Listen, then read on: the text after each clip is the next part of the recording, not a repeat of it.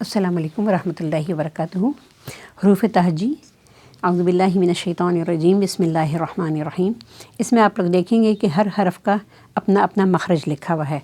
तो ये आप लोग मेरी आप लोगों के लिए सजेशन होगी कि जो स्पेशली आपको जो क़ायदे वाला सबक जब मैं आपको बता रही हूँ ना, तो ये अगर आप लोग अपने पास नोट करते जाएं, या तो इसी से ही देख के नोट कर लें, सेव कर लें इसको अपने पास, और या ये कि आप अपने पास नोट कर लें, किसी डायरी में किसी कॉपी में नोट कर लें। तो जब आप ख़ुद लिखेंगे तो आप लोगों को उस चीज़ का ज़्यादा अंदाज़ा भी हो जाएगा और उसको याद भी रखेंगे इंशाअल्लाह ताला। अलिफ़ मुंह के खाली हिस्से से अलिफ़ अदा होता है। बा बंद होंठों के गीले हिस्से से, यानी कि मैंने आपको बताया था कि होंठ जब हम बंद करेंगे तो उसके गीले हिस्से से बा अदा होगा।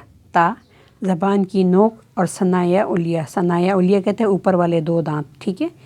सनाया उलिया ऊपर वाले दो दांत जो हैं वो सनाया उलिया कहलाते हैं। उसकी जड़ से, ऊपर वाले दो दांतों की जड़ से ता अदा होता है। ता सा सा ज़बान की नोक और सनाया उलिया का सिरा।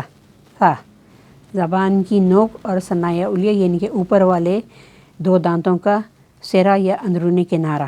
सा जीम वस्ते ज़बान और बिल मुकाबिल ऊपर का तालू, इनके ज़बान का दरमियानी हिस्सा जब ऊपर तालू से मिलेगा, तालू के सख्त हिस्से से मिलेगा तो जीम अदा होगा, ठीक है। हा वस्ते हलक से अदा होता है, यह हलक के दरमियानी हिस्से से अदा होता है। खौ अदना हलक से, इनके मुंह की तरफ से, मुंह का जो करीब वाला हिस्सा है, ठीक है, जो हलक का शुरू का जो हिस्सा है अदना हलक, उससे ये खौ अदा होगा। ये पुर हरफ है। दाल दाल ज़बान की नोक सनाया उलिया यानी कि ऊपर वाले दो दांतों की जड़ से, ज़बान की नोक जब ऊपर वाले दो दांतों की जड़ से टच होगी तो दाल अदा होगा। ज़ाल ज़बान की नोक सनाया उलिया का सिरा। ज़ाल इसको बहुत नरमी से पढ़ना होता है। ज़बान की नोक ऊपर वाले दो दांतों का सिरा या अंदरूनी किनारा, ठीक है। रॉ रॉ ज़बान की पुश्त वाला किनारा ऊपर वाले दांतों के मसूड़े, इनके ज़बान का जो निचला हिस्सा है जो हमारे मुंह में अंदर की तरफ होता है, पुश्त वाला किनारा बिल्कुल उसका जो बिल्कुल शुरू वाला हिस्सा होता है, जब ज़बान को थोड़ा सा उठाएंगे तो उससे ऊपर वाले दो दांतों की मसूड़ों से जब ये लगेगी ज़बान का पुश्त वाला किनारा तो उसे रॉ अदा होगा। रॉ ज़ा ज़ा ज़बान की नोक और ऊपर नीचे के दांत जब आपस में मिले तो उससे ज़ा और सीन अदा होते हैं, ठीक है। ज़बान की नोक ऊपर नीचे के, इनके ज़बान की नोक जब ऊपर और नीचे के दांत से मिले तो आपस में मिलें तो ज़ा और सीन अदा होते हैं। ये दो हुरूफ जो हैं ये सीटी वाले हुरूफ भी हैं। शीन वस्ते ज़बान बिल मुकाबिल ऊपर का तालु, इनके सख्त तालु जिससे कि जीम अदा होता है, ठीक है। इसका और इसका मखरज एक है। यहाँ पे फिर मैं आप लोगों को बताऊँगी कि जो कलर कोड दिया हुआ है ये भी, इसका भी एक वो है रीज़न है, ठीक है। यहाँ पे जीम जो है ये भी पिंक कलर में है, ज़रा डार्क पिंक कलर में है। इसका ये वस्ते ज़बान ऊपर सख्त तालु, ऊपर का तालु, ठीक है। शीन जो है इससे भी यही है, वस्ते ज़बान बिल मुकाबिल ऊपर का तालु। सौद सौद ज़बान की नोक और ऊपर नीचे के दो दांत, इनके ज़बान की नोक को ऊपर के दो दांत और नीचे के दोनों दांतों से जब मिलाएंगे तो सौद अदा होगा। पुर हरफ है इसलिए इसको बहुत एहतियात से इसकी अदायगी करनी है। वौद ज़बान की करवट या ज़बान का मोटा किनारा या हाफ़े लिसान, ठीक है। हाफ़े लिसान कहते हैं मोटे किनारे को। ज़बान की करवट और ऊपर की 5 दाढ़ें, ठीक है। ज़बान के मोटे किनारों को जब ऊपर की 5 दाढ़ों की जड़ से टच करेंगे तो वौद अदा होगा। वौद फिर उसके बाद आ जाते हैं तो ये भी पुर हरफ है। ज़ा जो है ये भी पुर हरफ है। सौद भी पुर है, ज़ौद भी पुर है, तो भी पुर है, ज़ा भी पुर है। तो का मखरज पढ़ लेते हैं। ज़बान की नोक सनाया उलिया की जड़, इनके ज़बान की नोक सनाया उलिया का मतलब ऊपर के जो दो दांत हैं इसकी जड़ से जब ज़बान की नोक लगेगी तो ये तो अदा होगा। वो ज़बान की नोक और सनाया उलिया का सिरा, ان کے زبان کی نوک جو ہے، زبان کی ٹپ جو ہے، وہ جب اوپر والے 2 دانتوں کے سرے سے یا اندرونی کنارے سے ٹچ ہوگی تو واد ادا ہوگا، سا، غال اور غا۔ یہ بھی پر حرف ہے، اس کو بھی بہت احتیاط سے ادا کرنا ہے۔ عین وسط حلق سے، ان کے حلق کے درمیان سے ادا ہونے والا حرف ہے، حروف حلقی میں آتا ہے یہ، ٹھیک ہے۔ غین یہ بھی حروف حلقی میں ہے لیکن یہ پر پڑھا جانے والا حرف ہے۔ ادنیٰ حلق سے منہ کی طرف والا، ان کے منہ کے قریب والا جو حصہ ہے حلق کا، اس سے غین ادا ہوتا ہے اور ہے پر حرف اور حروف حلقی بھی ہے۔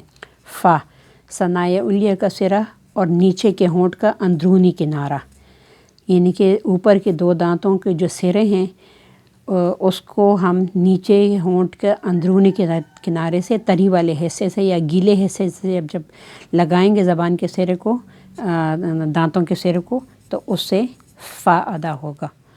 قاف زبان کی جڑ کوے کے قریب نرم تالو سے لگے تو قاف ادا ہوتا ہے، یہ پر پڑھا جانے والا حرف ہے، ٹھیک ہے۔ قاف زبان کی جڑ کوے کے قریب جب نرم تالو سے لگے، تالو کو آپ کو میں نے بتایا 2 حصے ہیں، ایک سخت تالو ہے اور ایک نرم تالو ہے، تو یہ زبان کا جو ہے نرم تالو سے جب زبان کی جڑ لگے گی کوے کے قریب تو اس سے قاف ادا ہوگا۔ یہ قاف اور کاف جو ہے یہ حروف لہاتیہ میں سے ہیں، ٹھیک ہے۔ زبان کی جڑ جب سخت تالو سے لگے، یہاں میں نے آپ کو بتایا نا کہ یہ نرم تالو ہے، قاف جو ہے یہ نرم تالو سے اور کاف جو ہے یہ سخت تالو سے۔ زبان کی جڑ جب سخت تالو سے لگے تو کاف ادا ہوتا ہے، باریک حرف ہے یہ۔ لام زبان کا کنارہ ماں کچھ ایسا حافہ اوپر، یہ زبان کا کنارہ اور زبان کا باریک کنارہ اور زبان کا کچھ موٹا کنارہ اوپر والے دانتوں کے مسوڑوں سے لگے تو لام ادا ہوتا ہے۔ ان کے زبان کا باریک کنارے کا کچھ حصہ اور موٹے کنارے کا کچھ حصہ جو ہے تو وہ اوپر والے 2 دانتوں کے مسوڑے سے لگے تو لام ادا ہوتا ہے۔ میم بند ہونٹوں کے خشک حصے سے، میم بند ہونٹوں کے خشک حصے سے میم ادا ہوتا ہے۔ نون زبان کا کنارہ اوپر والے دانتوں کے مسوڑوں سے لگے تو نون ادا ہوتا ہے۔ زبان کا کنارہ، ان کے زبان کا جو ٹپ ہے، یہ زبان کی ٹپ نہیں سوری، زبان کا جو باریک کنارہ ہے وہ اوپر والے دانتوں کے مسوڑوں سے لگے تو نون ادا ہوتا ہے۔ واو ہونٹوں کو گول کرنے سے، ہونٹوں کو گول کرنے سے، اس کو گول ناتمام بھی کہتے ہیں، ان کے ہونٹوں کے کنارے وہ تو ملتے ہیں لیکن یہ کہ باقی ہونٹوں کا حصہ جو واپس میں ملتا نہیں ہے۔ ہاں اقصی حلق سے، یعنی کہ حلق کا جو دور والا حصہ ہے جو سینے کے قریب والا ہے اس سے ہا ادا ہوتا ہے۔ حمزہ اقصی حلق سے جو سینے کی طرف ہے، ٹھیک ہے، اس سے حمزہ اور ہا ادا ہوتے ہیں۔ یا وسط زبان، ان کے زبان کا درمیانی حصہ بالمقابل تالو، ان کے جیم شین یا کا جو میں نے آپ کو بتایا تھا نا، جیم شین اور یا، اس کا ایک ہی مخرج ہے یا۔ اچھا یہاں پہ اب ہم دیکھ لیتے ہیں، ہم رنگ حروف ہم مخرج حروف کو ظاہر کرتے ہیں، یعنی کہ ایک ہی ایک رنگ کے جو حروف ہیں وہ ایک ہی ایک مخرج کے حروف کو ظاہر کرتے ہیں۔ حروف مدہ الف، واو اور یا کا مخرج جوف دہن یعنی منہ کا خلا ہے۔ جوف کہتے ہیں خلا کو، دہن کہتے ہیں منہ کو، ان کے منہ کا خلا ہے۔ یا متحرک اور لین کا مخرج وسط زبان اور بالمقابل تالو ہے۔ یا متحرک یعنی کہ یا کے اوپر جب کوئی زبر وغیرہ ہو، اور لین کے جو حروف ہیں کا مخرج وسط زبان بالمقابل تالو۔ واو متحرک اور لین متحرک کا مخرج ازمام شفتین ہے، ٹھیک ہے۔ انشاءاللہ آپ لوگ اپنے پاس یہ نوٹ بھی کر لیجئے تو آپ لوگوں کو انشاءاللہ تعالی آسانی ہو جائے گی اس کی ادائیگی میں۔